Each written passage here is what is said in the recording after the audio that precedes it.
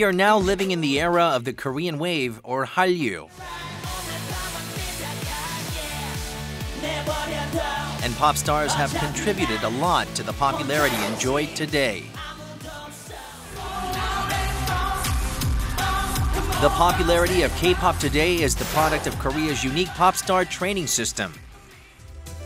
The Idol Incubation System refers to Korea's unique method of training its pop stars.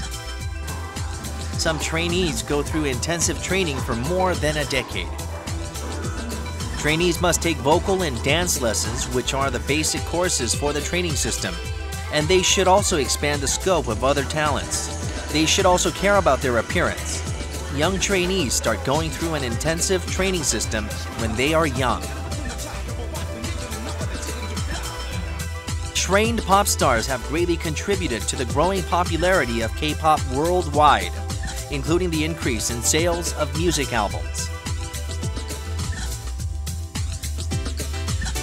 But some people have raised concerns about this so-called Idol Incubation System. On today's Upfront, we discuss the pros and cons of Korea's pop training system.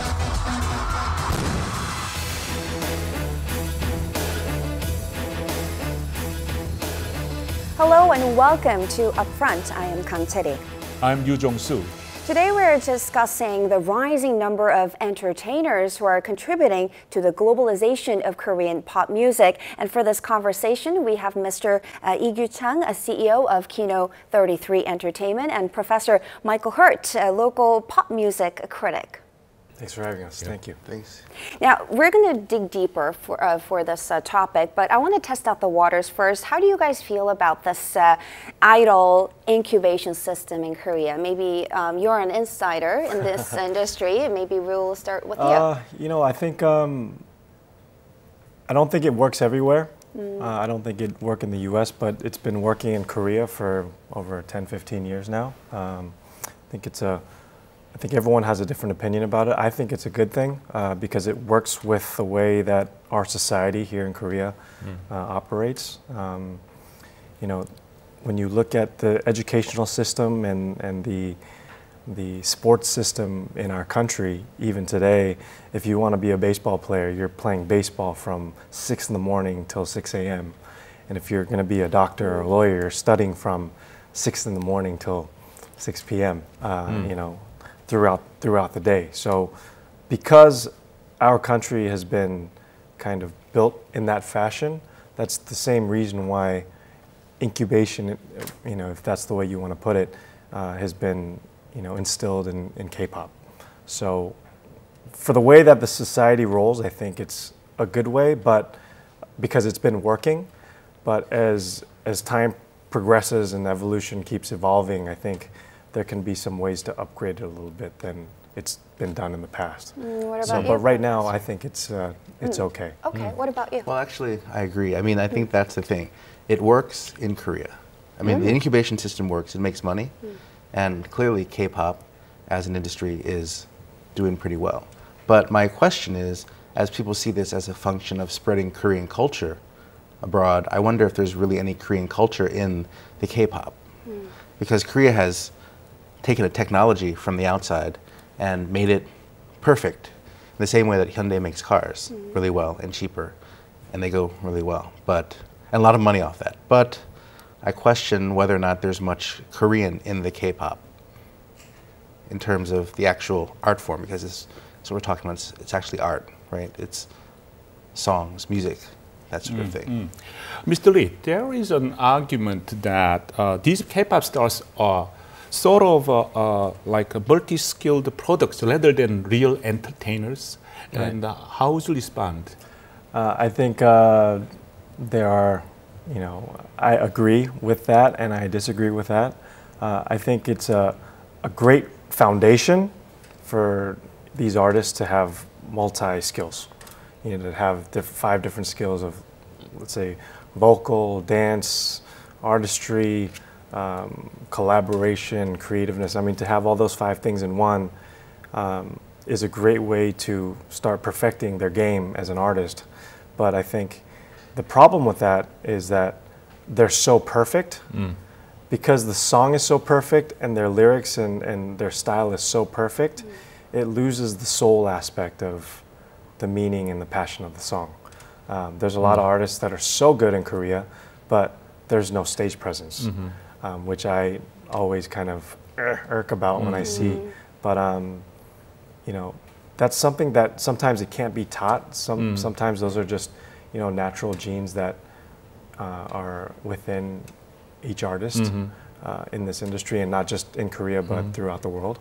But because they're so, you know, monitored to be the best and to be perfect, I think they lose a lot of soul and passion in the process. So if there's someone in the producers, you know, field that is able to bring out that kind of, you know, feel and passion out of each artist, I think we would be a little bit of a more stronger force within Asia to, you know, have long legs.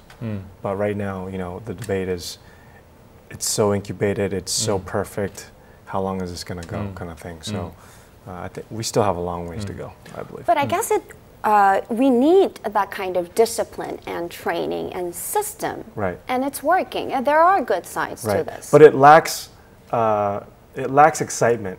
It gets old really fast. That's why there are so many K-pop groups, so many idol groups that come and go, come and go, come and go. And in a way, maybe that's why it's perfect for Korea, because structurally in Korea, it's difficult to, I mean, students, young kids don't have time to learn instruments besides, you know, flute, violin, that sort of thing, the standard parent-approved kind of things, and join outside of, you know, groups outside of school, make their own bands, that sort of thing. That's not the sort of thing Korean schools and parents like, right? So there's very little room for that societally. So I think in a way, this idol incubation system of Korea comes in to take up that slack. So you're calling them musical machines, but it's working. It works to do what they want to do, which is be very commercial and make money. But it's actually appealing to audience overseas as well. Well, I don't know about that. Do tell us more. I mean, it depends on which overseas audience you're talking about. I think when you talk about, say, like Taiwan, Japan, China, or parts of, you know, like the Philippines, there are certain places where that kind of works. And I think my personal opinion is that I think in the United States, there's a little bit of an allergy to this kind of musical production. I think in the United States, I think music consumers value virtuosity. They value that kind of natural talent, that sort of, you know, je ne sais quoi, that little thing that you can't define. It's very difficult to bottle. And one element that actually concerns me personally is age, because they start so young, and you know, when their friends and other students are in school. I think that's part of that allergy. I think people forget that, you know, despite the stuff that the United States produces in its popular culture, that the U.S. is a very conservative culture. And Britney Spears was one, you know, very young, recent idol, as people like to call it. But at the same time, part of her appeal was the fact that she bothered a lot of people because she was underage. That was part of her controversy, where people paid a lot more attention to her. But now that I think about it, we have ballerinas or classical musical talents. They start training themselves when they're really, really young. Yeah, the thing is, ballerinas, they do ballet. And generally, people accept ballet as a legitimate thing for even a 13-year-old girl to do. Well, so far we have talked about the Korean style of developing pop star. How do foreign countries find and foster their pop stars? In the U.S., I think it's a little bit more organic, more, you know, there isn't like a structured training system like Korea. You lock them in the room, you know, for 7 years until they're perfect, and then they release. In the States, it's more of a collaboration setting between writers and producers and artists, and they try to, you know, organically bring out the best of people without this kind of intensive training. The only intensive training you'll see is when they're trying to learn a new choreography for their new song, or vocal training within, you know, before they start doing their album. I mean, artists today like Beyonce or Rihanna, or even you know, Justin Timberlake, even though they're so popular and so good and so good at what they do, they still constantly they train with their vocal coaches and their doctors and you know, whatever it may be that they need to perfect their game to be the best at their next album. But in Korea, you know, they're always just on the grind, doing their thing. But in the U.S. and Korea, it's just their upbringing is just so different. It's not as natural as it is in the States. But because Korea is such a hot pot right now for entertainment within Asia, which means Japan, China, and then Southeast Asia, because there's so many fans. I mean, from SM Entertainment, you have SHINee, EXO, Super Junior, and then Girls' Generation and whatnot. To just to break them down, they have so much popularity within Southeast Asia and within just Asia that the people that are in those countries are trying to emulate Korea to try to make that happen. Right. But because they're not here to see, or they didn't grow up here to actually go through the process. That's why I think it's at a lower degree of excellence, I think. I have sort of a question / comment for Sure. you then, because you know, I'm not an industry insider. I'm just a normal civilian. I just watch this from the outside, and I comment, think about it, and yeah. So I wonder, would you say that the U.S. is more of a discovery? When you say it's more organic, it's more like a natural system of discovering existing talent and then nurturing it? I think so. In the States, there's a lot more of that. I mean, you know, we'll find stuff on YouTube and be like, hey, who is that kid? Let's find him. Yeah, And then Justin Bieber. Absolutely. Yeah. That's a perfect case with Usher and Scooter Braun. In Korea, not so much. You go through this audition process, and if you're chosen, you know, you're put in a camp or, you know, into this dormitory situation for how many years, and you know, even though you pass that audition, you don't know if you're going to debut or not after 4 or 5 years. There are the pros and cons of that, but you know, that's their dream and they're trying to go for it, and that's the way that this culture has been brought up. So that's just the way it is. Yeah. I think, to go back to the last question, to our prior discussion, I think the incubating system is a great foundation. I think it's a great start. But there's a point where you cross, and now you got to bring out the best in that talent through organic transformation. They're so perfect, but now let's try to change that and make it a little bit more, you know, natural than robotic. If we can do that, then I think K-pop will be very healthy for years and years and years to come. And people in China and Japan, Southeast Asia, are going to be able to follow that a little bit more smoothly, I think, and will be always a front runner in the entertainment business in Asia. To try to do something in America later on, that's another story. That's a whole different animal. You can't just take K-pop to America and make K-pop popular in America. There has to be some kind of collaboration. I think that's what we're going to talk about a little later. Right. But at least I think it's a great start to develop. But then from that development, to upgrade that into something a little bit more natural and easy to the eyes and to the ears, there's some you know, manipulation and collaboration and some kind of tooling that needs to be done in order to make something a little bit more amazing than it is now. See, I wonder aloud, because I don't know if there's an answer, I wonder if there may be any structural kind of changes that, say, the government would like to implement. Because I know that the Korean wave, and the Korean government likes to put its hands into the culture, into the production of this art form, and support its generation and propagation overseas. So I wonder if there's anything structural the government could do, I don't know, like, you know, musical programs in schools or creating some kind of room for that can make it a little bit more organic. But so you mean to grow talent that's outside the system? As opposed to force the creation of the talent. I know that this production system is very exportable, though. Yeah. True. Well, we're going to carry on with this conversation, definitely, but we actually had a chance to meet one of these K-pop idol groups, and we actually asked them about the training program that they actually went through. Take a look. 안녕하세요. VIP입니다. 반갑습니다.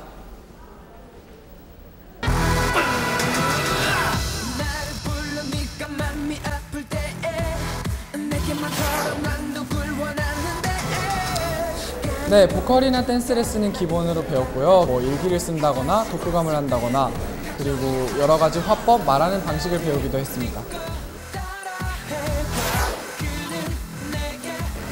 네, 물론 도움이 많이 된다고 생각합니다. 일단 아이돌이라는 직업이 노래와 춤만 잘해야 되는 것이 아니라 그때 배웠던 것들이 굉장히 많은 도움이 됩니다.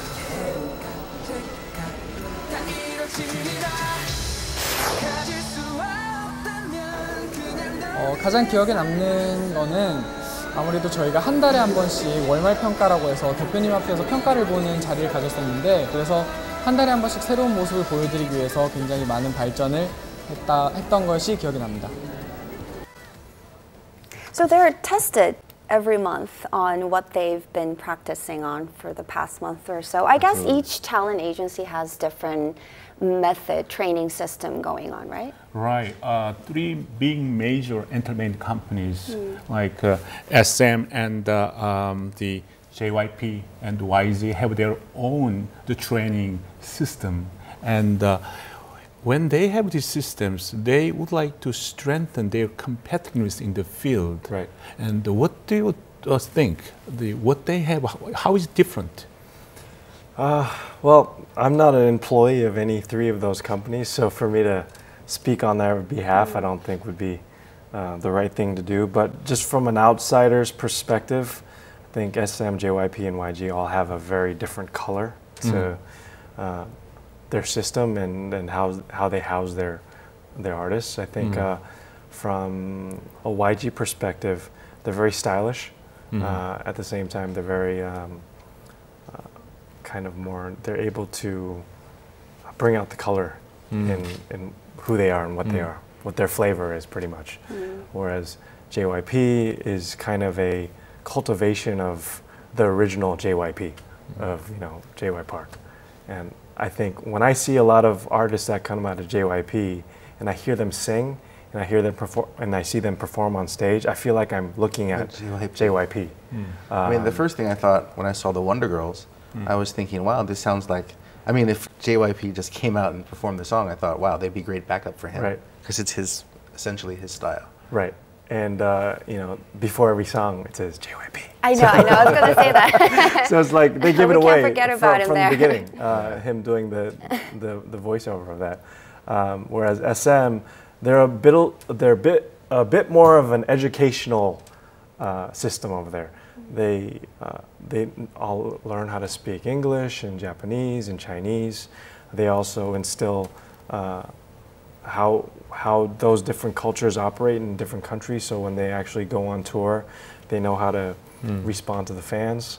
You know, there's group members from different countries within some of their groups. Like, you know, FX has, you know, someone from the States, and in EXO there's a guy from China and Thailand and Japan, whatever, all within that one group. So their fan base becomes very broad. I mean, for example, JYP has Miss A, and they have, you know, girls from China and whatnot also in their group. But I think SM has a little bit more of a broad range of talent within their groups, which makes it a little bit easier for them to take over the market. But they're all different. You know, it's YG is a little bit more fashionable. JYP is kids born out of that home where JYP, you know, became JYP, and SM is a little bit more of a what do you call it?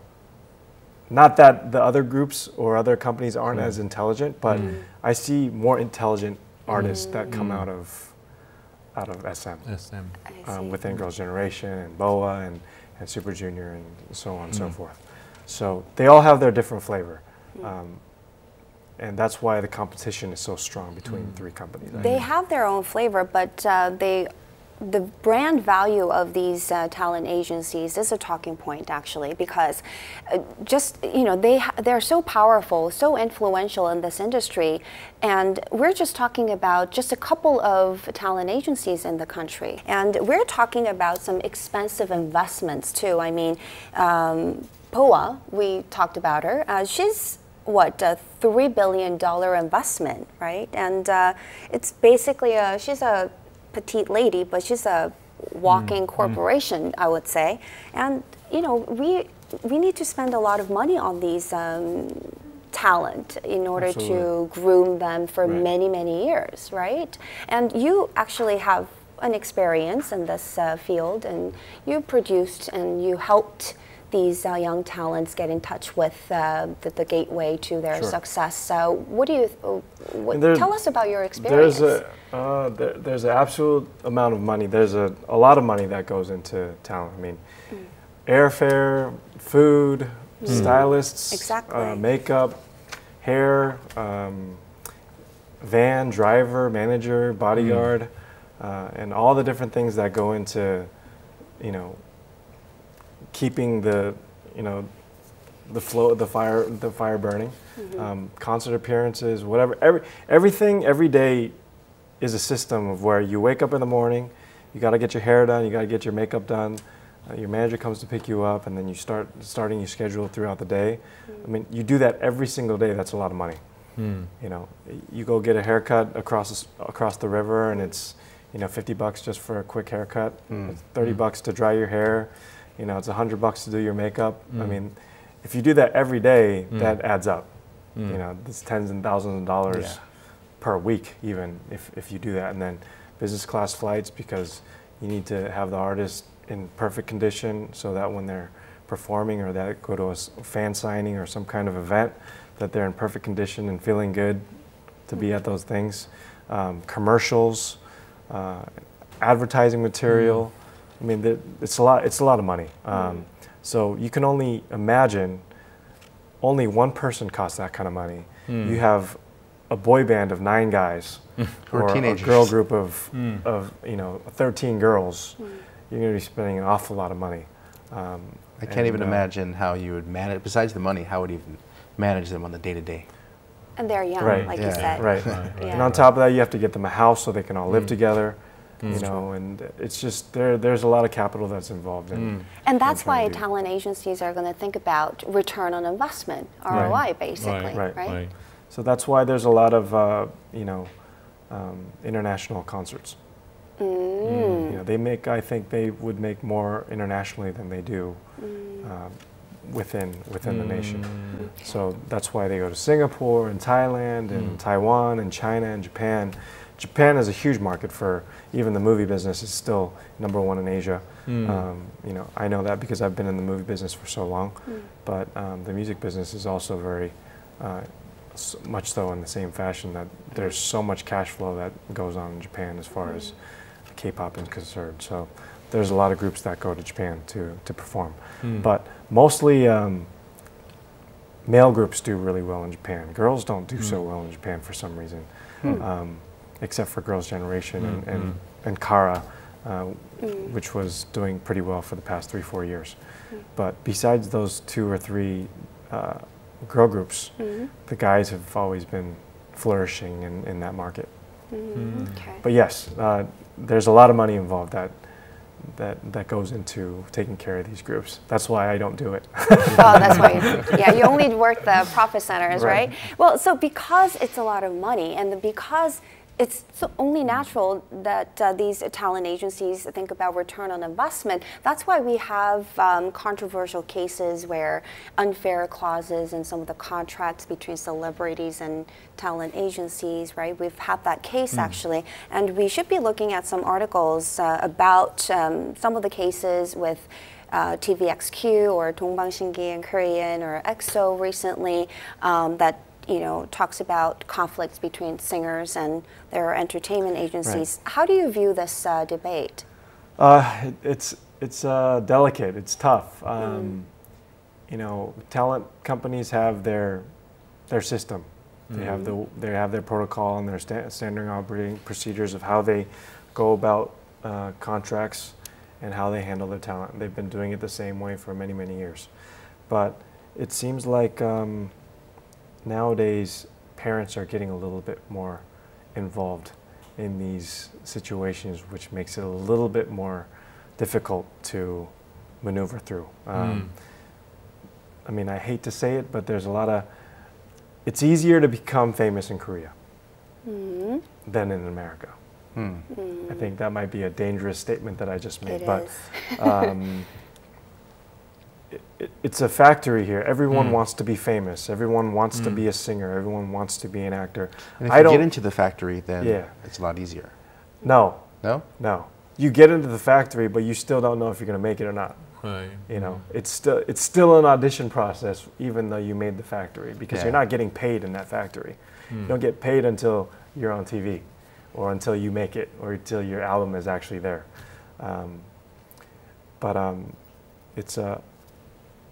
If I had kids, I wouldn't promote them to become a superstar unless they really, really, really want to do it, because it's not easy. It's a lot of hard nights. It's a lot of sleepless nights. It's a lot of waiting, a lot of stress, dealing with, you know, the writers and the producers and the managers and the CEOs that want it their way. Everyone's different. I mean, there's the type of CEOs that just want it their way, and there's the CEOs that kind of give them the opportunity to let them show what they got. So it's kind of a matter of being at the right place at the right time, really, is the key to this business here in Korea. But it's tough. I don't promote it, but if they really want to do it, it's all good. It's a tough business, right? Yeah. What's your take on this need for safety nets for this young talents in Korea? Well, I don't know about safety nets, but I think this seems like a structural problem in this whole idol system, right? You've got, as you talk about it, inevitably we have to talk about these people as not people, but as return on investment. As, you know, once you go into the system, you're not you anymore. You're a product from the very beginning. And I think that's probably what a lot of these young stars, these young wannabe stars, think about or realize they have to do in order to get ahead. Right. But at the same time, you know, when you become famous and you become more confident, you become older, maybe you want to change some of the terms of your contract. Inevitably, I think you create a situation where someone may want to do their own thing, you know, claim their own name, their own brand a little bit, but then you get into conflict because someone else invested in you, right? True. You don't own the capital. Exactly. And I think Q was talking about this earlier on, but more companies are now interested in promoting this the so-called Idol Incubation System, and actually some of them are looking overseas. Take a look at this next report. We visited an entertainment agency which employs its own specialized idol training system that starts with the casting and lasts all the way to the production process. 你好，我是来自中国的陈颖欣。 Lin is a trainee from a Chinese entertainment agency in Shenzhen, China. Her agency sent her to train at the Korean entertainment company, and she now lives in Korea. I will tell you your schedule for today. From now until noon, you have individual dance practice. From 1 to 3, you have vocal lessons. And from 3 to 5, you have dance lessons in the choreography practice room.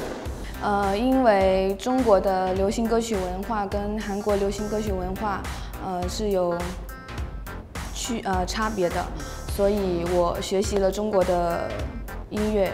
也想要在学习韩国的音乐，可以多方位的进行培训，可以让自己变得更好。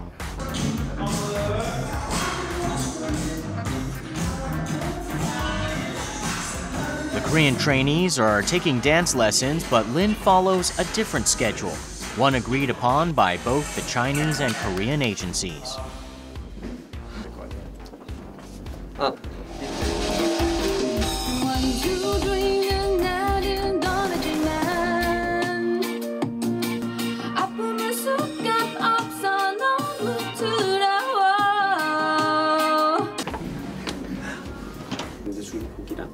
We practiced one Chinese and one Korean song today.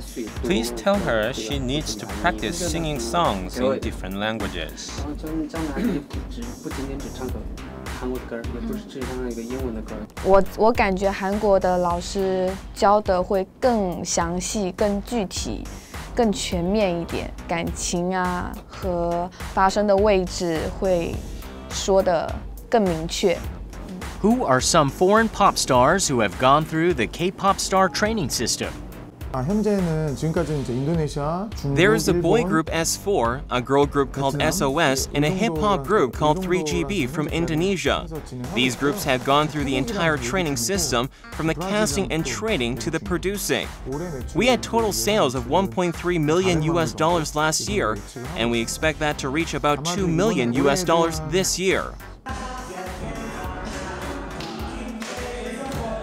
Today is when the agency's top executive evaluates the trainee's progress, something Korean trainees have mentioned as one of the most memorable parts of the system. Tension resonates within the practice room.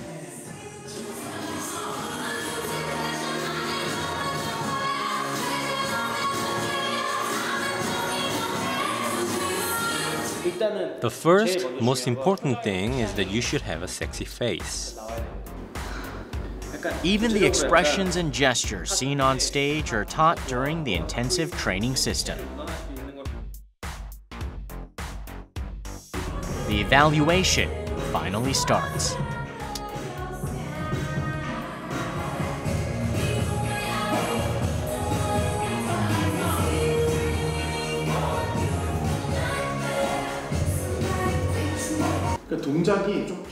You should move faster. Your moves are a bit limp and gonky as you're moving slowly.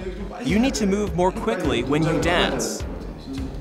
培训生的生活，所以我来韩国之前，我是已经大概的了解，然后来到韩国，来到 Rainbow 的时候，我也看到了韩国的培训生是怎么样培训的，他们也有每周1次的测试和考试。 Now we'll discuss the exporting of the pop star incubation system. Exactly. And do you think it's a good market for Korea?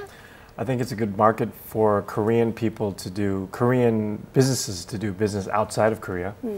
I don't think if you go to Thailand and Thai people try to copy the Korean system, I don't think it'll work as well. Because you need the originators to be the ones actually running the system. I think because there's so much popularity within K-pop, within Southeast Asia and Asia as a whole, I think for Korean companies to go into China, to partner up with people that want to invest into those kind of systems in Thailand, in Taiwan, in Singapore. If they want to set up those kind of shops, I think it's a great business if you're looking at it from the money factor of it. And I think it's a great foundation for them to be able to build new talent to get it going. But like I said earlier, if you just continue to only just do that throughout their entire career, then you're not going to find the feel and excitement and passion of the real music, which is within that song or track. And see, I think, in a way, this incubation system is a cultural product of Korea. And I think, to return to what we talked about before, right, this works in Korea because it's Korean. And Korean people are going to be willing to go into this system, and it fits with sort of the militarized culture in the background. That is the Korean school system, that is Samsung, that is, the Chaebol system, all these things, there are all these overlaps. Now, I think that, I'm not an expert in this, but I would tend to think that this is not going to be a good cultural fit, say, if you were to try this in America, which I don't think you need to do, but say in the US, I don't think people are going to be willing to enter such an incubation system. Because of the cultural factor. Because of the fact that it's going to be way too rigid, and I'm not sure what aspects of the schedule you get up at the more very militarized style. That sort of what you have to sacrifice to do that. I don't think that's going to be, seen as desirable in the contract. I think the system that works in Korea will work in countries that don't have a system yet. And if you go to China, you go to Thailand, you go to Singapore, and those countries, they don't have a musical history. I mean, they have their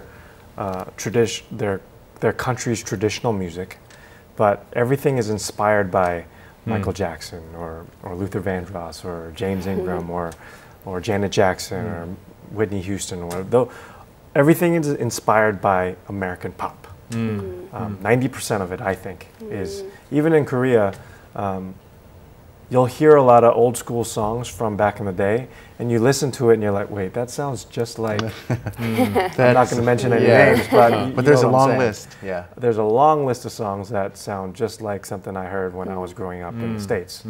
But I mean, what can you do? It happens all the time.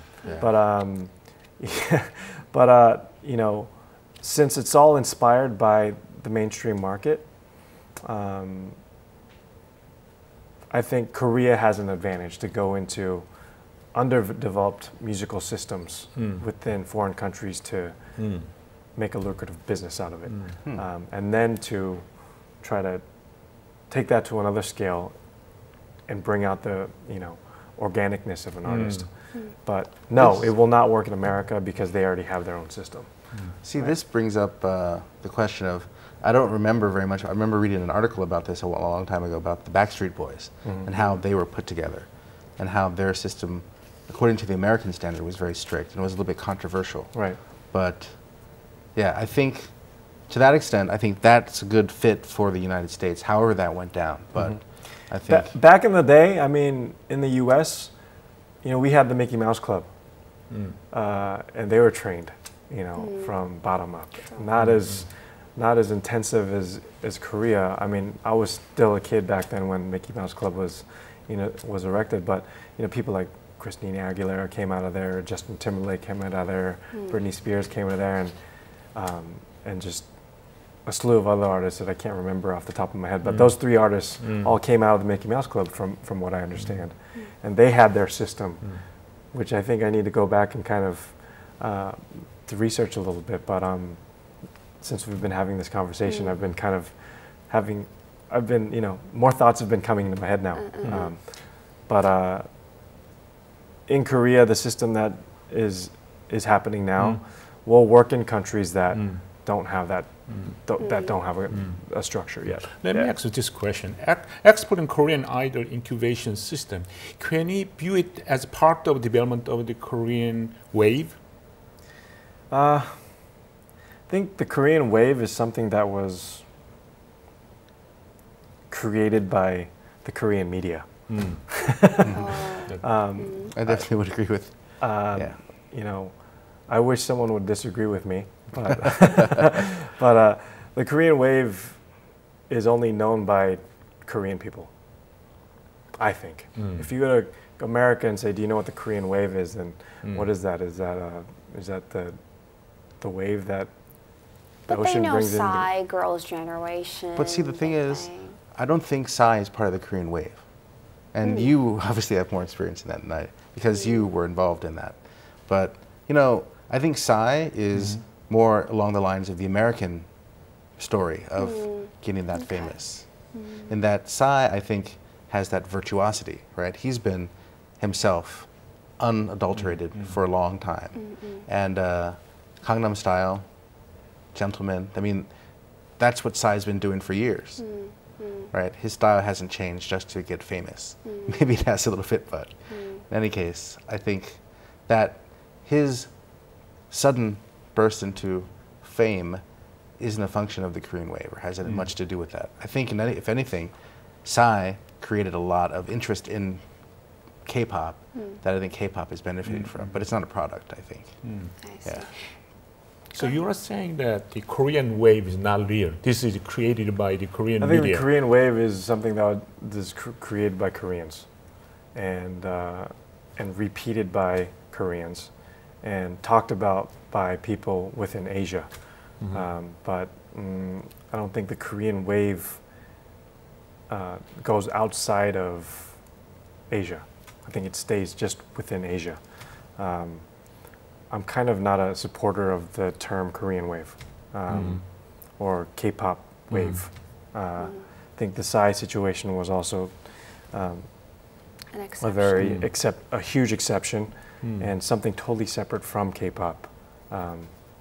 And there was a lot of timing and luck involved in it, and just happened to be a great situation for us to open the door for other artists within Korea to be able to have an opportunity to express and to show the kind of talent that we have here. But I don't know. I'm kind of the Korean wave thing to me still is a little beyond. Yeah, me. I think the problem with the Korean wave is that it's uniting something into a pattern that doesn't necessarily have any relationship. I mean, I think, you know, to the extent that Korean cultural industries have matured, say like in film or, you know, this musical system that we're talking about today, that Korean cultural products are getting out and into the world in a much higher quality and in a higher number. But at the same time, I think only Koreans, like you're saying, think of it as, oh, this is a Korean thing, we're happy. We see Korean stuff, you know, Americans read white people. Not that all Americans are white, but I think Koreans are very happy that white people are looking at Korean stuff. And I think that's very, as Koreans would say, 신기해. And that's part of the drive of this idea of seeing a Korean wave. If foreigners made the term Korean wave, it'd be a different situation. But because of the fact that the Koreans made that term themselves, Well, it the makes thing it that I get is, you know, people keep reminding me that the Chinese actually coined it, but at the same time, I think that it's the Koreans who keep perpetuating it. Right. Right. Okay, well, we might have a new voice on this idea of exporting the Korean way of, Korean way of nurturing Korean talent. We actually had a chance to meet with Lee Kwan-hee of Universal Music Korea, who recently helped the debut of the new pop group called Boys Republic. Take a look. 대부분의 그 아시아권이나 일본 According to what people working in the entertainment industry overseas have said, the performances of idol groups are akin to those you'd see from professionals with 3 or 4 years of experience. I think that is because of Korea's special and unique training system. Every part of the domestic K-pop incubation system has been specialized, so experts from each field have developed the system based on their wealth of experiences and know-how, so it minimizes mistakes. This can also strengthen competitiveness of Korea's own training system.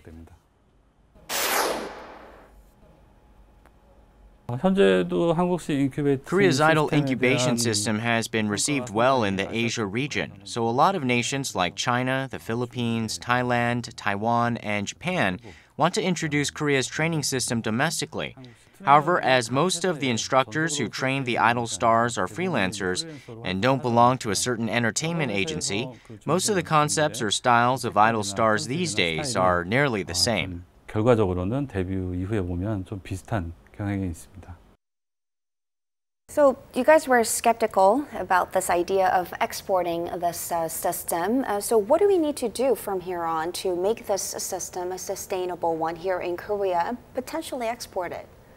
Well, my outsider's point of view is that I wish that the government would do something akin to what it does in cinema, which is create larger scale support systems, creating room in society for musical talent to rise up.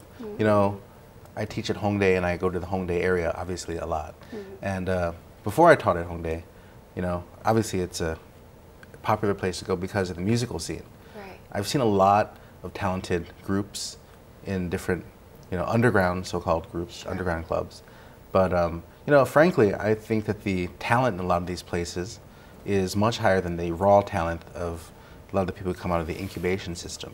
And it's unfortunate that there's not a structural way to connect with small groups that have organically sprung up and are talented and just put them out into the forefront. How about a television show or something where you just find, the rule is you cannot have any cultivation, but find them as is and put them out there. That would be interesting, if there were any interest. That's the point of actually some So there's a programs that we see recently, no? I don't know, because I actually don't have a television. So. Oh, okay. Yeah. Well, moving on. What do you think? I think I'd like to see a lot more natural talent come out of these systems. I wish there were more partnerships between vocal academies and dance academies and then management companies. I think management companies would be good at marketing their talent and to get them into shows that they need to be on in order to bring more notoriety and exposure to the talent they have in order to, keep the flow of their business going.